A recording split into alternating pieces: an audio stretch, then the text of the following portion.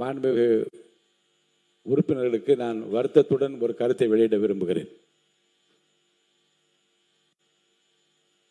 மிகுந்த ஜனநாயக உணர்வோடும் அன்போடும் சபை கண்ணியத்தை மீறாமல் அனைவருக்கும் வாய்ப்பளித்து இந்த சபையை இப்படித்தான் நடத்த வேண்டும் என்று மக்கள் விரும்புகின்றால் இந்த அளவுக்கு நடத்த வேண்டும் என்று விரும்பிதான் இறைவன் அருளால் நம்முடைய முதலமைச்சர் அளித்த இந்த வாய்ப்பை சரியாக பயன்படுத்திக் கொள்ள வேண்டும் என்று நான் விரும்பினேன். அப்படித்தான் இதுகாரம் நடந்தது. ஆனால் கடந்த 2 நாட்களாக நான் பார்க்கிறேன், சில உறுப்பினர்கள், நான் முன்னிலையில் அமர்ந்திருக்கின்ற மூத்த உறுப்பினர் நான் குறிப்பிட மாட்டேன், பின்னாலே இருக்கின்றவர்கள் தங்கள் இருப்பை காட்டிக் கொள்வதற்காக இருபுறமும் மேலே ஏறி வந்து எல்லைகளை தாண்டி இருக்கைகளை தாண்டி வந்து தாவி குதிப்பதும் கையை நீட்டிக்கொண்டு ஓடி வருவதும் தகாத வார்த்தைகளாலே காதுகள் கேட்கக்கூடாது, இந்த அவையில் கேட்கக்கூடாத வார்த்தைகளை ஒருவருக்கொருவர் வார்த்தைகளை வீசிக்கொள்வதும் மிகுந்த மன வருத்தத்தை எனக்கு ஏற்படுத்தி பார்க்கின்ற மக்களும் இதை பற்றி என்ன நினைப்பார்கள் என்ற கவலையும் எனக்கு இருக்கிறது.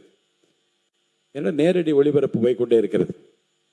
இதில் சாதாரணமாக மிக அமைதியாக இருந்த, நான் பெயர் சொல்ல விரும்பாத ஒரு உறுப்பினர் கூட, இன்றைக்கு பேரறிஞர் அண்ணாவின் பெயரை தாங்கி இருக்கிற அந்த உறுப்பினர் கூட இன்றைக்கு முதல் வார்த்தை அவர் வாயிலிருந்து வந்தது. நான் நினைத்தேன் இவர் கூட இப்படி பேசுவாரா நினைத்தேன்.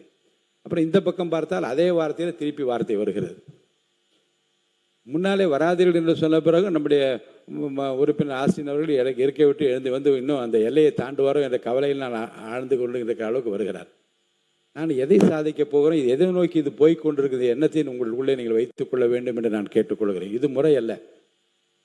என்னை பொறுத்த வரைக்கும் யாரையும் இந்த அவையை விட்டு இந்த பேரவைத் தலைவர் அனுப்பினார் என்கின்ற அந்த வருத்தத்திற்குரிய செய்கைக்கு நான் ஆட்பட்டு விடக்கூடாதே என்று கவலையில் சொல்கிறேன். யாரையும் வெளியேற்றுவது என்னுடைய நோக்கம் அல்ல. அப்படி வெளியேற்றப்படுவதை நியாயப்படுத்தி பேச வேண்டிய நிலைமை எனக்கு உருவாக்கக்கூடாது என்று தான் நினைக்கிறேன். ஆனால் இந்த சபையினுடைய மாண்பும் பார்த்து கொண்டிருக்கிற மக்களும் மற்ற சக உறுப்பினர்கள் நம்மை பற்றி என்ன நினைப்பார்கள், இதையும் கட்டுப்பாடு இல்லாமல் போக அனுமதித்தால் அப்புறம் இந்த அவையை யார் தான் கட்டுப்படுத்துவது என்ற கவலை எனக்கு வந்திருக்கிறது.